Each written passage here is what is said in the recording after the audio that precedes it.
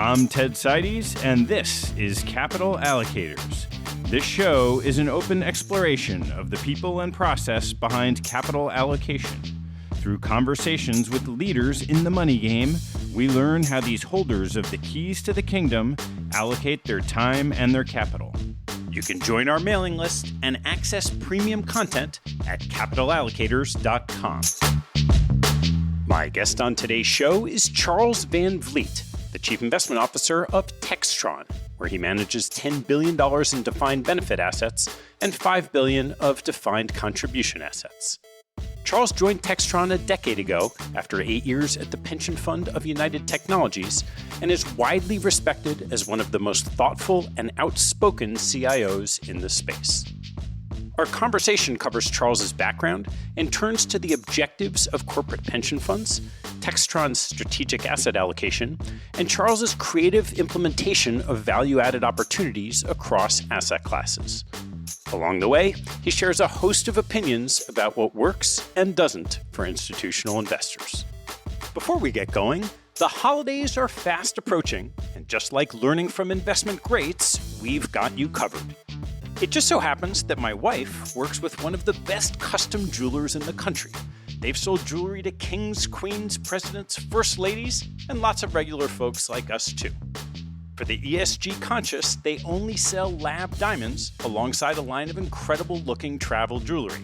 You can get a great gift for your loved ones, knowing all along that you'll help me get serious brownie points for mentioning your business on the show. Hop on Instagram and look up @Greenwich Jewelry Concierge to check it out. Now, if you value experiences more than baubles, or if you're a single male, in part because you missed my Spread the Word advice on the Friends Reunion show in September, we've got an experience for you too. Hop on our website, capitalallocators.com, click the Premium tab, and buy premium memberships for your colleagues and friends for less than the price of a cup of coffee each week. Probably a lot less after inflation. Your friends will love you for getting them the weekly experience of receiving an email from us each Saturday morning with announcements, my favorite reading of the week, and updates on our guests. They can also access our library of transcripts that's so large at this point, it takes more than a year to get through reading just one a day. And if that's not enough to warm your heart to spread holiday cheer, between now and the end of the year, we're offering a holiday discount of 20% off the first year of membership. I'm afraid I can't make the same offer for the sparkling jewelry my wife sells that will brighten up your holidays, but their prices are already so low you won't believe it. Hop on our website and the coupon code will be waiting for you, or hop on Instagram and look up @Greenwich Jewelry Concierge. Thanks so much for spreading the word. Please enjoy my conversation with Charles Van Vleet. Charles, great to see you. Great to be here. Well, why don't we go through a little bit of your background and path to the seat at Textron? Well, Ted, that'd be in 1979. I went to work for Mitsui Bank in San Francisco, selling certificates of deposit at 18%. These were in the early Volcker years. And then having worked at the Japanese bank, my first then true career was at Nomura Securities in Tokyo. I had spoken a bit of Japanese. I had some financial background. I went off to Tokyo for 3 years in a training program and was a JGB trader in between Tokyo and New York. Trading JGBs, they call it the widowmaker, right? Because you're short of the 4%, short again the 3%, short again 2%. This is ridiculous. And rates go to zero and you get fired. So with that trading background, I went then to the buy side of Brown Brothers Harriman down on 10 Wall. And from there, a succession of other asset management firms, mostly with a fixed income focus, Alliance Capital, Putnam Investments, Credit Suisse Asset Management. At the end of Credit Suisse Asset Management, I had a handcuff period. I came over to the plan sponsor side in 2005, and that was with Robin Diamante, who is still there. And again, I owe her that opportunity to be invited to the buy side. So I've been on all three sides of the business. I call the broker-dealer side, the asset management side, and the allocator side. You mentioned that when you were first starting with CDs, they were yielding 18%. Yeah. What perspective did that give you when you launched into your career in a rate environment like that? Well, of course, I was, 2021 at the time. I was finishing up my last year at UC Berkeley and remember seeing, we were always burning an effigy of somebody out in the middle of Sprout Hall, and it was Paul Volcker. And I remember looking and saying, I don't know who that guy is, but, that seems a little rough, So He was not afraid to be an enemy of the party, as they say. So experiencing his years along with the years into Greenspan, it's been a one-way ride after all, from 1982, the collapse of rates, to where we perhaps have seen a turn. What we're seeing unravel, here even today is when you lift rates from a negative 1.5 real to a positive 1.5 real, stuff just breaks because you had spent so many years with no volatility in rates. That almost has broken the country of the UK, and now it's breaking the whole crypto because people aren't going to put up with earning zero on their crypto when I can get 4% in a T-bill. So it's phenomenal to see this happening. And on the other side, you then go over to Japan, and that Widowmaker has lasted and continues to last to some extent. How does that change your view of thinking about timing in markets? Don't get too smart for yourself and don't get married to your trades. Are we going to see the end of Japan and yield curve control? As you know, it's highly rumored. Can they extract themselves without, again, breaking something, perhaps even breaking the U.S. Treasury market? $45 billion in currency intervention. That money had to come from somewhere. It came from U.S. Treasuries. So it'll be interesting if Japan can extract themselves without something breaking here. What did sitting on the sell side contribute to your awareness when you then went to the buy side? Am I allowed to use swear words? Of course. You know what's a great thing about the allocator side? There's like a sign over the door that says no assholes allowed. It's just so refreshing. The broker-dealer side of the business, it is, you get up to go for a long weekend and you come back and I'm sure your chair is still going to be there. It is really that cutthroat. And for that reason, probably that's why it pays so very well, because there is less security certainly than there is on the allocator side. From having that breadth of experience, what did you take from that as you've seen over the years on the allocator side when you first got to UT? What I've taken is, I think, it makes me think of there was a great line, Paul Volcker. Somebody said, Mr. Volcker, all these amazing financial innovation that the United States has come up with, from CLOs to CDOs to CDO squareds to knockout options to, what do you think was the most exciting, great financial development that you've experienced in your 40-year career? And he kind of scratched his head and he said, I don't know, the automatic cash machine. In other words, we just make stuff up. Similar product, just in a different package. Doesn't make it a bad package, but we really do. I had somebody coming in yesterday pitching infrastructure. And I said, what is infrastructure? I truly, legitimately, I don't understand what this is. They said, well, it's an airport or a bridge or a road. I said, well, it's just real estate.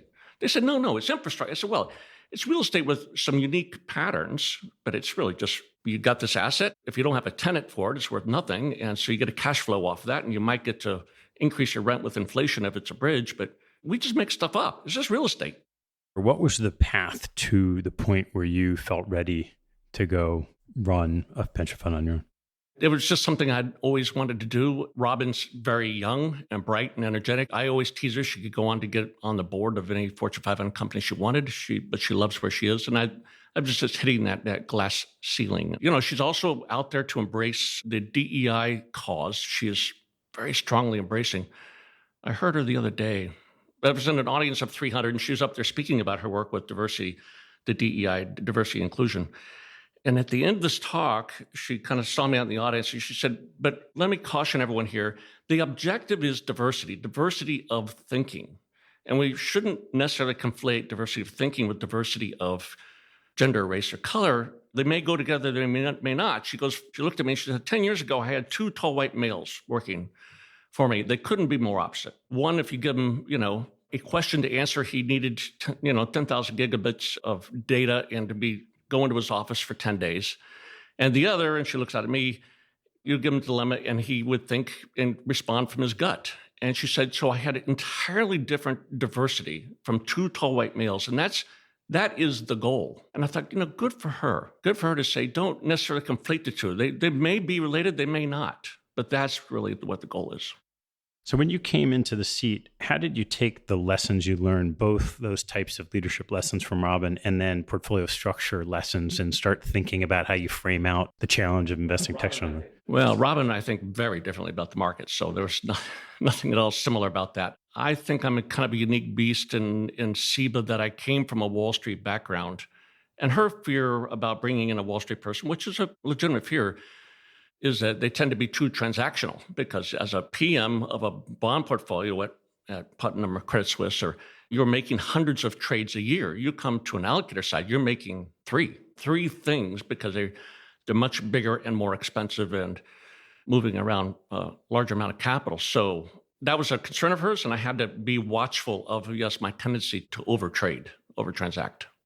And how about the broader question of how did you want to set out managing the capital at Textron? Well, I thought, Ted, that we have all these artificial constructs. We have one person doing private equity and another person doing public equity, and go, well, that's ridiculous. It's all just equity. We've created these artificial constructs about what we call asset classes. And so I've tried to break away from that a little bit. I really only think there's two asset classes. There's rates, as in government rates, and there's equity. Then there's equity proxies called spreads. So high yield is just an equity proxy with a 0.4, and BDCs are an equity proxy with a 1.2 beta, and spreads is just an equity proxy. And I'd even go so far to say real estate really is just a spread product. It's a bond. It's a fixed income. The building itself is worth nothing if it doesn't have tenants. Real estate's really just a fixed income portfolio of credits, and the credits are the tenants. And the building is your residual value, just like an investment grade bond. So if you take those three layers, how did you put that into a portfolio construct? Everything we have in our portfolio, we assign an equity beta to it. And I know it's all bad math. Like I said, we assign a 0.4 to high yield.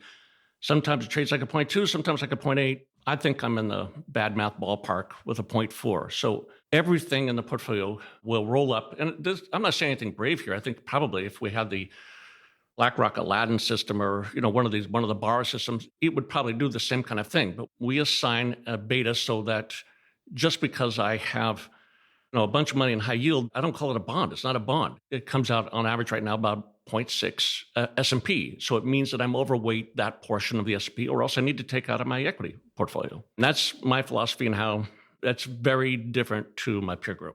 These days, there's at least a lot more awareness on the actual investment challenges for a pension fund. And would love to get your take over these last years you've been in this seat, how you frame out what the investment challenge is. In 2006 was a watershed legislation called the PPA Act, Pension Protection Act. And it's at that time when they changed the smoothing rules for the asset returns of a corporate pension to materially shorter. If you have a 20-year smoothing, I guarantee you over 20 years, stocks will outperform bonds. You know how I know that?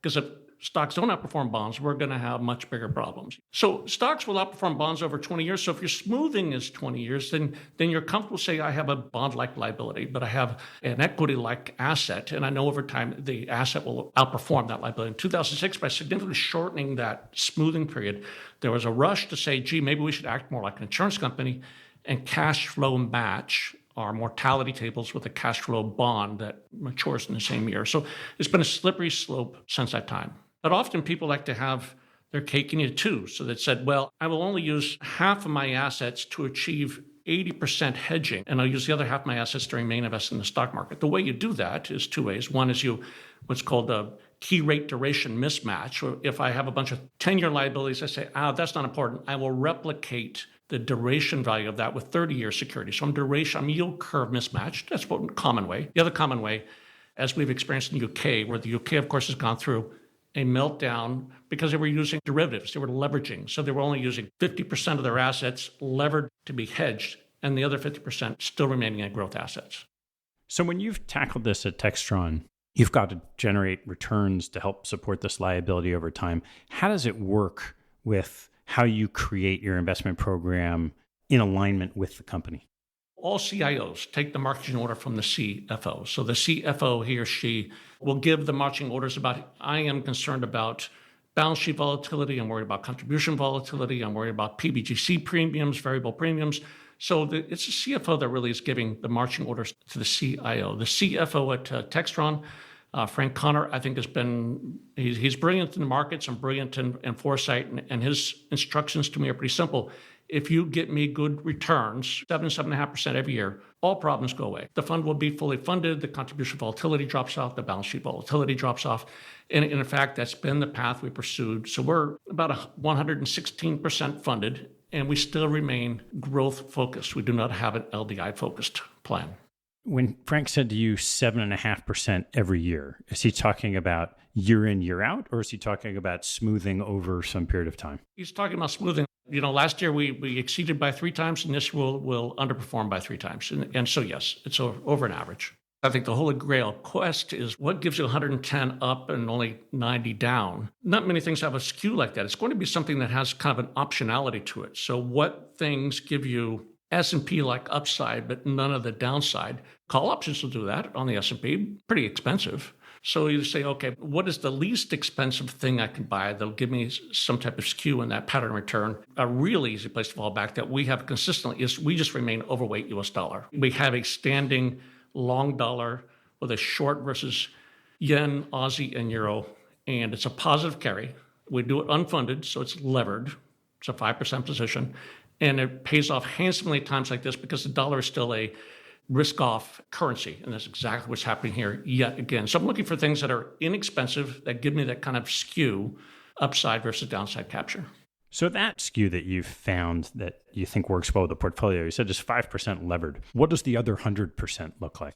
We start with an asset allocation structure, and that's as set by the committee. We're in 30% alternatives, which is private equity, real estate primarily, a couple of hedge funds, but mostly real estate, private equity. 30% fixed income, and the balance in public equity. And that public equity is U.S. and international. And then the committee gives me very wide bands around that, and I aggressively play within those bands. Let me give you an example. The committee has decided that we have a 3% allocation to high yield in the benchmark.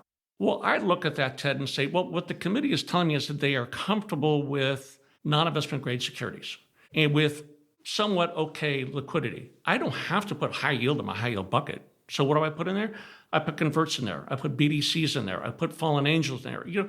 The benchmark is to me to suggest what kind of risk expectations and liquidity expectations they have of the portfolio. Just because it has that label, look, I'll be honest, there's nothing in a public REIT that's real estate. Public REITs are not real estate. On any given day, it's equity.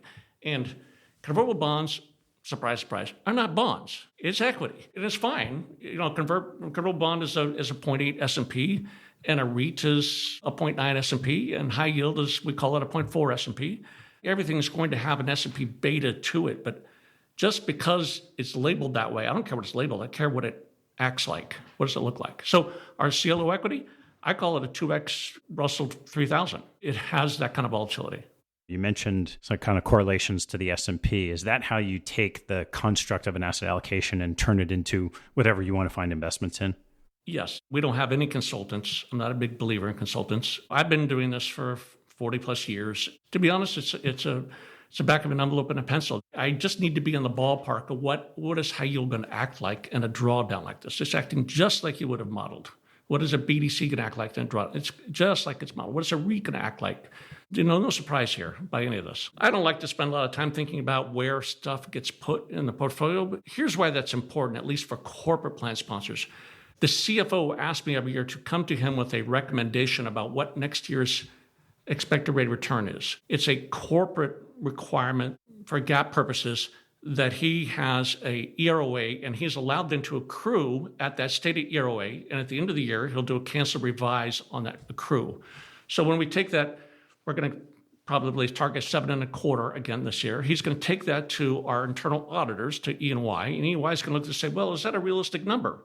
Frank, how do you back this up? And he's going, well, Charles has provided me with all these public benchmarks, and so we took fixed income and added equity risk premium, and we added an international premium, and we added a default assumption. And so here's how we think that this is a realistic number. So Frank doesn't care about that. I don't care about benchmarks. EY does, because it goes into the GAAP accounting. I know it drives the average asset manager crazy when we scratch our head and say, I don't know where I'm going to put this. Convertible bonds, where do I put it? CLO equity, where do I put it? I know they hate that conversation. The only reason it's important is because of a GAAP requirement for this EROA. So the core of your portfolio, how have you tackled the public equity piece?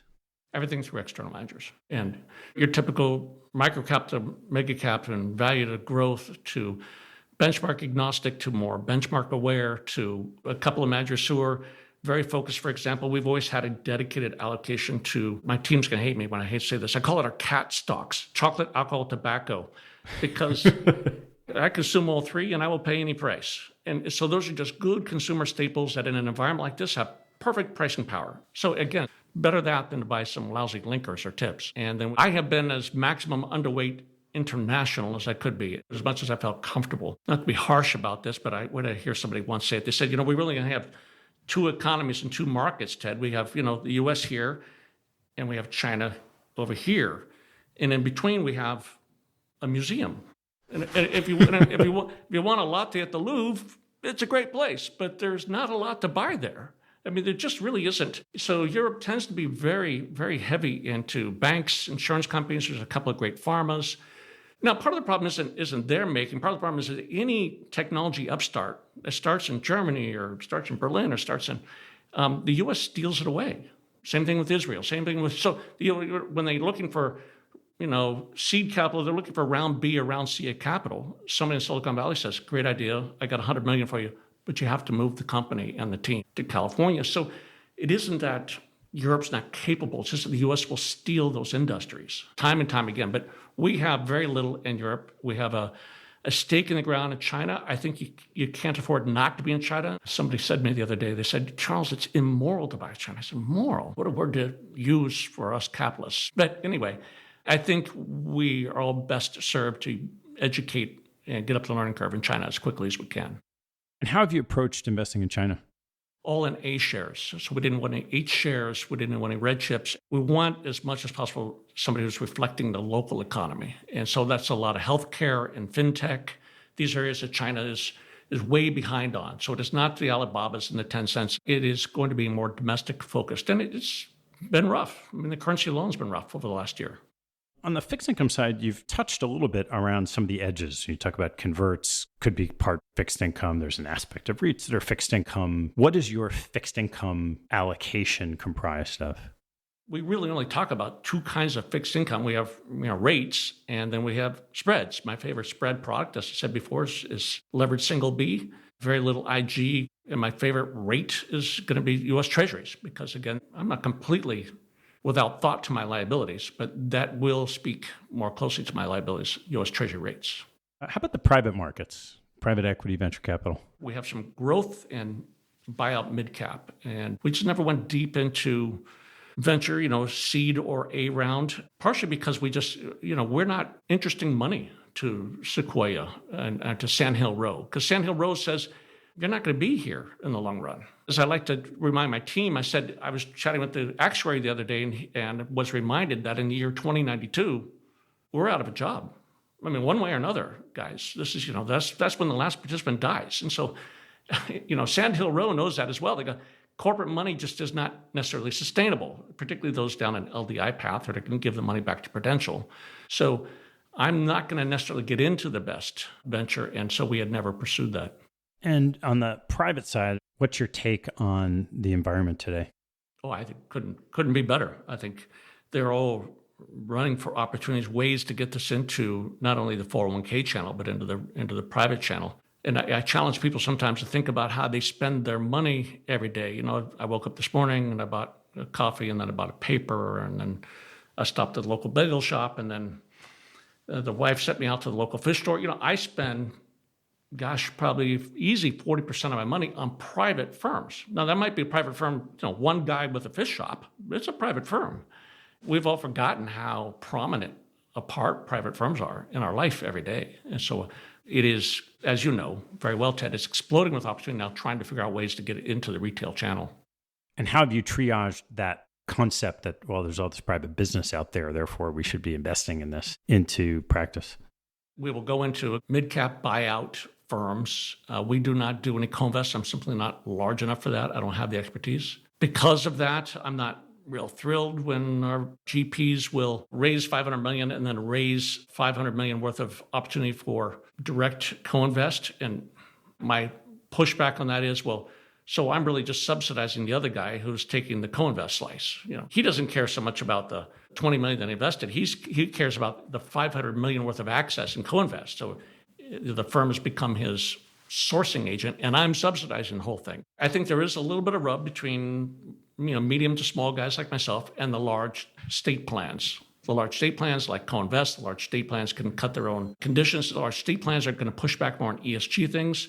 That is less important to me. That they have a different set of stakeholders than I do. They have different conditions they want to bring. So I spend a lot of time looking at who are my fellow LPs. We are in a partnership together, after all. A lot more attention needs to be paid to that. Curious how you reconcile the theory that these other LPs who are doing this co-invest are free riding on your capital with the reality that that's happening. And so should you consider figuring out how you participate pro rata so there is no free riding going on? Well, probably best not to name a firm. So say I'm going to a mid-cap buyout fund raising $500 million with $500 million worth of co-invest.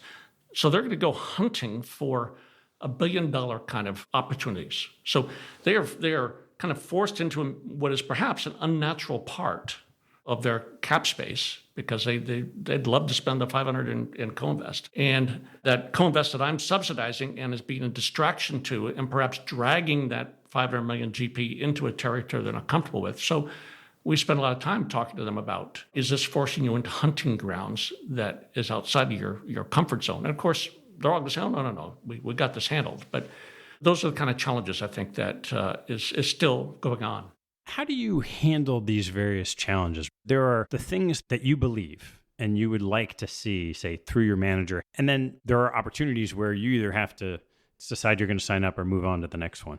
Yeah, just move on to the next one in that relationship and move on. All very cordial, and people have different focus. I congratulated KKR the other day. We got a couple of small things for KKR. I'm making a practice, Ted. Everybody who comes in, I count how many pages in the pitch book before the word ESG shows up. And I said, congratulations, you're the winner. It showed up on page 1. And so we had a chat. They said, well, they get a lot of pressure, particularly when they go to continental Europe. And I said, well, I'll make a forecast for you. I said, I think someday, just like back in the 80s, you used to have to carry 2 business cards, one with a bug on it, union bug, and one without, and never get them mixed up.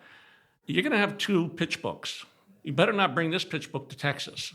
And so, right. So I think the union bug is a perfect example. That's where we're really at an interesting junction here around some of these issues. How have you thought about hedge funds? We have very few hedge funds. I've read through your book. I'm familiar with your background. And if I'm looking to improve my 110 upside, my 90 downside, that's where a lot of people say, well, that's where hedge funds can help you, particularly on that downside. I just think it's an expensive downside. We talked about my best downside is structurally long US dollar. That's actually a positive carry. It's not costing me 1 in 10 to get that downside capture. So I can't get past the fees. An area that we had a lot of and we're leaning into in this environment is real estate. And we specifically think there's just a structural mismatch. I think data centers, cold storage, that's a structural mismatch. Multifamily, single family housing, we've been underbuilding for a decade. It's a structural mismatch. So we continue to lead into those sectors. So let's dive into that real estate piece. How have you gone about implementing? Mostly direct. So we're 80% direct. So we own a portfolio of 20 garden-style apartment buildings and data centers and a lot of industrial warehouse and cold storage. But for the other 20%, we have funds. And those funds tend to be pretty focused where we have some private REITs, again, that are focused on cold storage and data center, or private REITs that will focus on value-added multifamily, come in to buy a B grade and fix it up to B plus, not an A, just a B plus, because you don't want to compete with new product. These are areas, I think, in spite of what's going on here right now with a little bit of softness in rents, the shortage is there. Unless household formation slows down when people have less kids, we have less immigration, people stay in bad marriages longer, and those things happen around recessions. And so we will see a slowing of household formation. But household formation running at 1 million units a year, we're only making 850,000 a year. So the shortage is there for a while. When you started taking on these kind of ideas in the direct real estate portfolio, what's your team like to implement on that? Well, I have Keith Watson on the team is pretty much focused full-time on alternatives, and real estate's a big part of it. In fact, he and I are off to San Francisco tonight. We're going to tour some properties out there that are already in the portfolio, but we make it a habit to, what a real estate guys call it, walk the tar beach. You have to go and see the product. And how does that, so you have one person managing, say, 10% of your assets in real estate? We outsource to a firm called Stockbridge Advisors. We outsource lease underwriting, maintenance. Is it time to repave the parking lot? Is it, do we have, what's the TI, the tenant improvement budget for the new industrial tenant? So those are easy things to outsource to a good expert. And when you decide you're going to do this directly, it sounds like you're coming at it with some key themes and you're just pursuing a select number of opportunities. How do you get to those theses?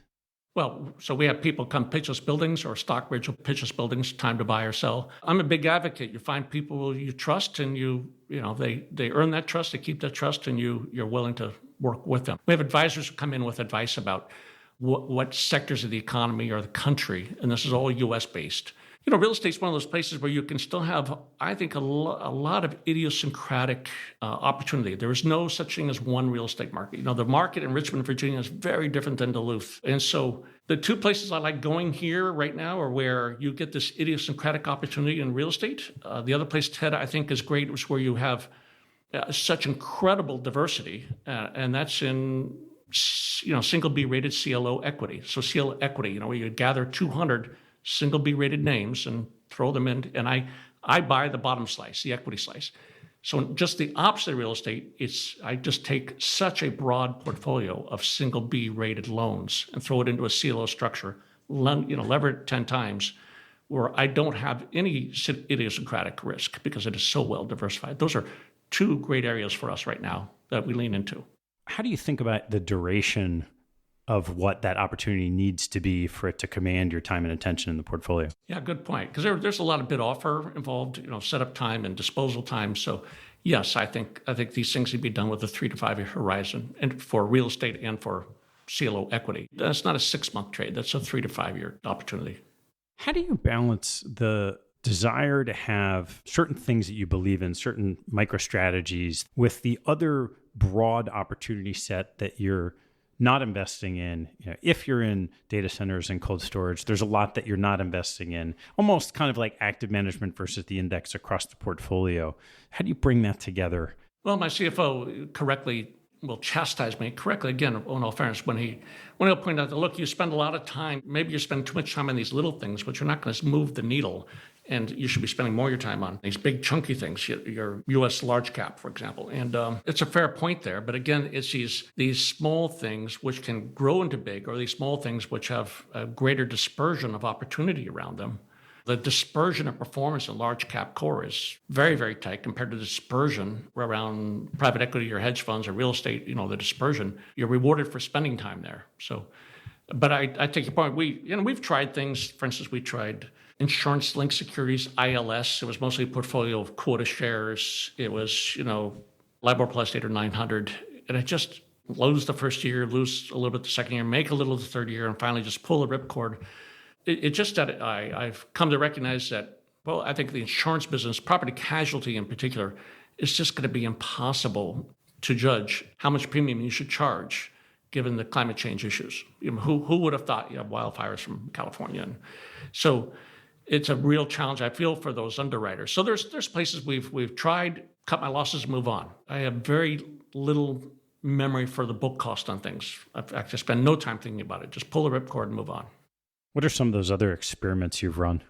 Intrinsic securities probably at the top of that list. We've been in and out, some success in converts. We're back in at this time. Again, it's one of those things I think has an asymmetric reward around it. We've tried some quant strategies, back-tested quant strategies. Boy, you only make that mistake once, buying a back test.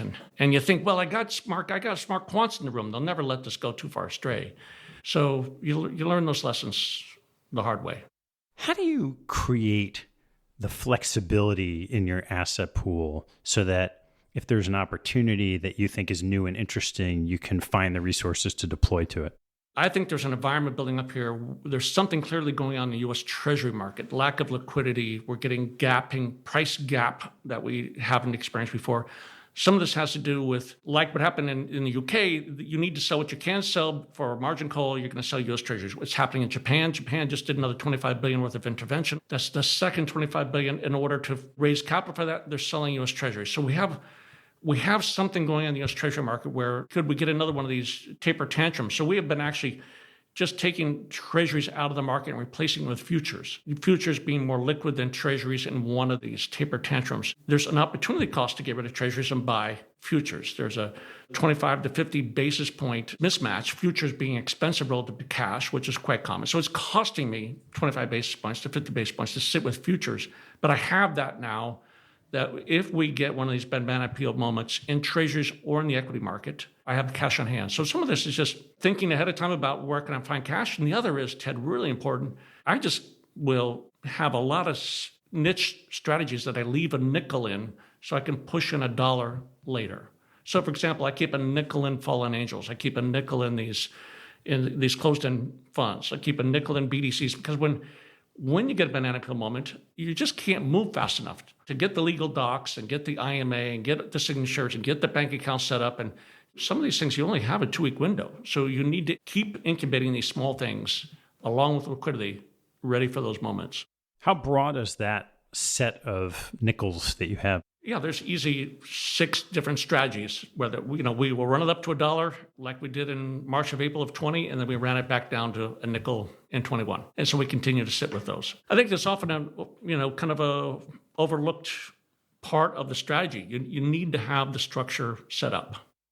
Is there a different character of those managers that you're comfortable taking from a nickel to $1 and back to a nickel? Well, I warn them, so they have to be aware of it. If they're glad for a nickel, they're happier with $1, but they'll take any of it in between. Do they tend to be larger managers that moving around doesn't affect them very much?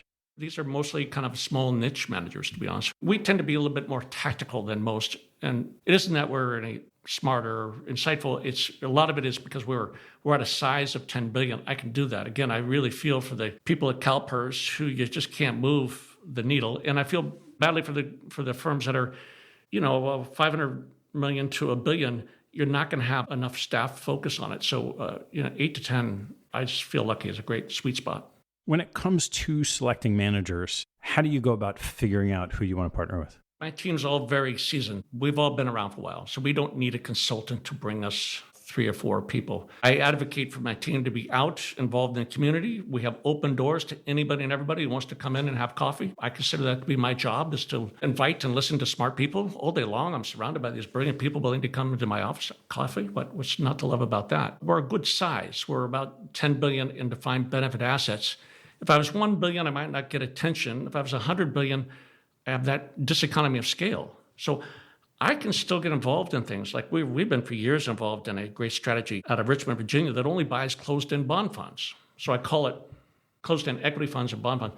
I call it my provide liquidity to motivated sellers. That's a great area to be in. So you get motivated sellers in closed-end funds. These are retail sellers. You get motivated sellers in BDCs. You get motivated sellers in GP-led secondaries and LP-led secondaries.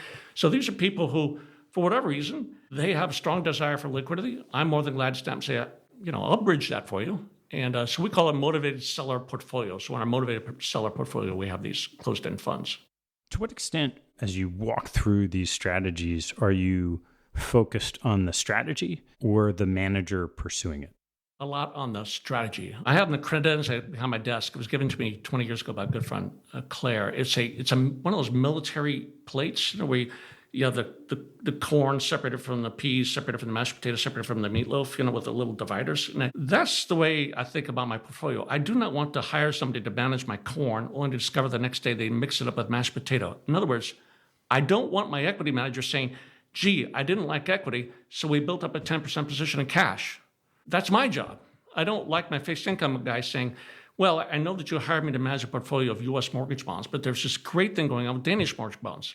You're mixing your meatloaf with your potatoes. It's very, very important to me that managers stay in their box. So for that reason, we don't hire any multi-asset managers. We don't have any macro hedge funds because I go to bed on Tuesday thinking I got a portfolio of this many peas and corn and mashed potatoes to only discover, no, I got succotash the next morning. I don't know where I am. When you populate your portfolio with a bunch of specialists, how do you go about finding the interesting either adjacencies or the things, as you said earlier, that fall through the cracks when the people that you have outside are really just looking at their own thing? Well, we have a couple of great long-time relationships where they will come to us with ideas and say, gee, we're looking at this. You think you'd be interested in seed capital? Or we'll reverse inquiry back to them. I'm not going to go to 4 guys in a shoebox and give them a mandate where they're using derivatives and prime broker. And, you go to large firms, you give them a sharp knife and you trust them to use it. I have no problem seed capital, something at Wellington or seed capital where it's a room full of adults who can handle a sharp knife. How have you approached thinking about ESG? I think it's probably okay to mention we're invested in Rourke Capital. Rourke Capital invests in a lot in franchises. And one of the franchises they apparently invest in is Arby's fast food chain. Arby's serves chicken sandwiches, and PETA was not happy with the way Arby's slaughters their chickens. So PETA got a hold of the list of who are the LPs. And I was one of the many LPs that overnight started getting a flood of emails from PETA.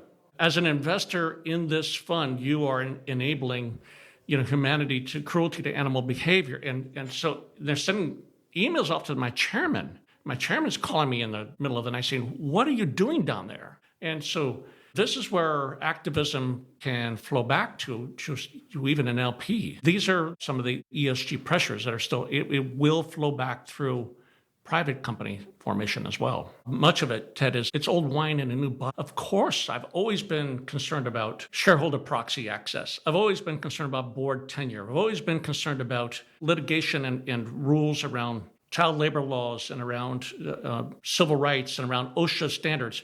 And I've always been concerned around if I buy a building, is it sitting 1 foot above high mead tide in Miami? How is that something new? We've always been concerned about environmental issues for buildings in Miami and companies that have poor voter access, proxy access, and companies which have poor board tenure rules.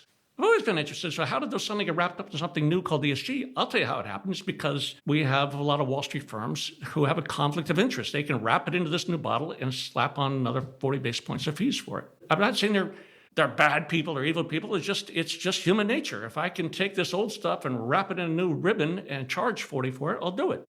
What do you see of your peers in the corporate pension world and the ways that you think they do things well? And then alternatively, some of the things you think they could improve upon?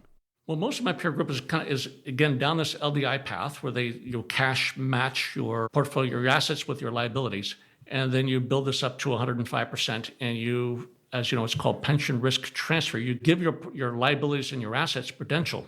We're just not in that. We're not in that school. Prudential invited me out a couple of years ago to speak at the conference. I said, well, listen, I have a lot of respect for you as a firm, but as you know, I don't practice LDI, this pension risk transfer PRT thing. They said, well, that's exactly what we want to. So I got up and talked about how do we approach, why do we feel this way, and why are we still absolute return focused. But I kind of told this audience of 300 people at Prudential, I said, but things change. A new CFO might have a different opinion about this. If I ever transfer my assets to you, though, it's going to be a stapled deal. Well, I had 300 people going to say, stapled deal. I go, yes. Stapled on the last page of that contract is my resume. If you're taking my assets, you're taking me too. I don't understand. A lot of my peer group is kind of down this path of kind of giving away their job. And again, it's not the CIO, it's often the CFO, and has concerns about contribution volatility, balance sheet volatility, says this is not my core competency. I make widgets for a living. Why am I also running this hedge fund over here called a pension? I fully respect all those. But my peer group is very deeply down that path. I'm the chair and trustee of 3 UK plans. The UK were required to have a consultant, and we're required to have participant beneficiaries on the committee, which are 2 problems that also led to this little fiasco in the UK around their LDI programs. You have too many amateurs in the room, and so you can't move fast enough in these committees. But the consultant there they'd always take my portfolio, and they divide it into risk seeking and risk reducing. So last time I was there, I said, risk reducing, you have gilts on your risk reducing. Gilts are down 48% year to date. This was 2 weeks ago. How do you call that risk reducing? They said, well, your liabilities are also down. I said, no, that's not how we invest. We're investing for total return. I said, I just really want to scrap those words. Gilts are just gilts. To call them risk enhancing, risk reducing is you're setting things up wrongly. I want my board to look at the holistic of just where in the cap structure do you want to participate, and let's not put labels on it. Do you have a group of peers that you frequently share ideas with? Yes. So there's a group called CIBA, Committee for the Investment of Employee Benefit Assets. There's 105 of us, and we meet 4 times a year. I have a lot of respect for my peer group in those meetings. We mostly talk about governance, accounting, regulatory, attracting and retaining talent. We don't talk so much about investing because everybody's off on a different investment path. And I think the endowment foundation equally spends a lot on governance and accounting and perhaps a little bit more investing as well. What are you most concerned about in the investment environment going forward? You've read your Hyman Minsky? We are potentially, coming up to a Minsky moment here. Remember Minsky talked about three things. There was hedging, speculation, and then Ponzi. And then after that was the Minsky moment. The markets became so used to having no rate volatility and no real rate risk, right? Real rates were negative, that you began to get used to it. So they built up leverage in the UK. They built up leverage in Japan. As we take away this, low rates and no rate volatility, stuff's going to break. And we're seeing that now. I grew up in California, Ted, where, California has, hundreds of earthquakes every year, a dozen of which, maybe you could feel in different parts. And I always remember growing up saying lots of little earthquakes is a good thing, because that means it's not storing up that energy for one big thing. We kind of didn't get any earthquakes for the last many years, most certainly since post-COVID, because we just got used to this. Rates are low and there's no volatility, so we can take on this leverage. So I think there's a risk out there, and I think somebody's going to break because of the dollar. I simply can't import food. I can't import fertilizer. I can't import energy because I just don't have access to dollars, and so therefore I'm going to begin to sell my dollar reserves. This is a problem. Something is going to break out there. So with that belief, and never really knowing exactly what it's going to be, how do you think about positioning your portfolio? Just have liquidity available. Like I said, selling my treasuries for futures at this time, building in things I think that are asymmetrical in risk, having all these little nickels invested so I can push in a dollar, making sure that the team, we all travel quite a bit. Everybody walks away with the knowledge, here's how much money we need to move to increase our equity allocation by 2% or to decrease our bond allocation by 3 years. So we just, have those in the back of the envelope so that we're not wasting a lot of time on getting together on the phone. Everybody knows in this kind of event, here's the kind of capital we need to move. And how different do you feel that posturing is today from how you were positioned even as far back as when you started at Textron? So I started back in 2013, and so it was in the middle of this whole Pension Protection Act where a lot of people were pursuing LDI. We were increasingly an outlier that we were not. We had a lot more hedge funds at the time and had with mixed success. We were evolving and we continue to evolve. Certainly don't know the answer to all this, but I don't think that capitalism or return opportunities are dead. It frustrates me so much for people to say, gee, it's going to be low for longer returns. People are reading the wrong paper. You need to start to pick up a little bit more Silicon Valley reading or biotech reading, or there's a lot of exciting things going out there to begin with. Nuclear fusion. We might be just 20 years away. Talk about upsetting the apple cart. We might be just 20 years away from commercializing nuclear fusion. How exciting. Charles, I want to make sure I ask you a couple of fun closing questions before I let you go. What's your favorite hobby or activity outside of work and family? I'm an amateur carpenter. Actually, I make furniture, and so far so good. I still got 10 fingers. And where did that come from? Well, my father was always a craftsman, so I have this beautiful dedicated workshop full of table saws and bandsaws, and all day long we're making spreadsheets which whatever you think they're worth today, they're worth nothing tomorrow. So it's nice to make a chair that I made 20 years ago and still there. What's your biggest pet peeve? For investing, my biggest pet peeve is the word yield. I think anybody should spend half a minute looking at the math of how you calculate yield to maturity. It's bad math. It's horrible math, this idea that you're going to reinvest at the same rate. So, of course, I pay attention to income returns and I pay attention to capital gain returns, but the word yield is just really bad math. So I don't use that word. Biggest personal pet peeve? Well, I think I'd be remiss. I'm sure we're all very frustrated about how we tend to box people. I do it myself. We tend to box people into political or economic constructs instead of being a little bit better listener. I know it's a constant struggle for me and for all of us. So that's, I think, a lesson for all of us to think about. Which two people have had the biggest impact on your professional life? Bill Gagne, 1979, got me started he was my professional rabbi in banking and asset management. I was portfolio manager for 25 years after that. And then in 2005, Robin Diamante, who allowed me to be the rabbi coming over to the Allocators side as a corporate plan sponsor. Robin is now still CIO of Raytheon Technologies. What type of investment do you gravitate to like a moth to the flame? Real estate, because you can touch it, you can taste it, and it's extremely idiosyncratic. Again, there is no ubiquitous single market, so I find it an exciting space. How about your biggest blind spots? Goodness. My wife of 33 years would say, that's my husband, often wrong, but never in doubt. So and she's right. My strong opinions and enthusiasm sometimes can be, I think, blinding to the conversation, and that's not always healthy. How do you work with that within the construct of your team? Well, I try to be the last to speak, right? That's you wrote about that in your book. Of course, the importance of leadership is to allow others to speak first. What teaching from your parents has most stayed with you? Oh goodness, my father was a HVAC mechanic. My mother was a nurse, and they both had this just incredible, can do anything, can fix anything, can take on a new project, take on a different skill set that they didn't have before. We can figure this out. Just jump in and start figuring it out. All right, Charles, last one. What life lesson have you learned that you wish you knew a lot earlier in life?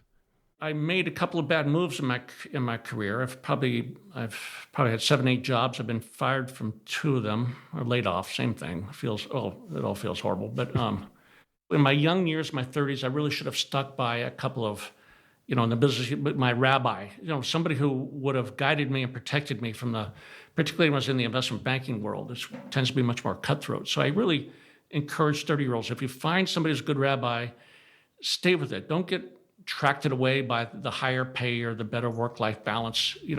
Working with the right person is the most critical thing. Charles, thanks so much for sharing your insights. Great to be here. Good luck, Ted. Thanks for listening to the show.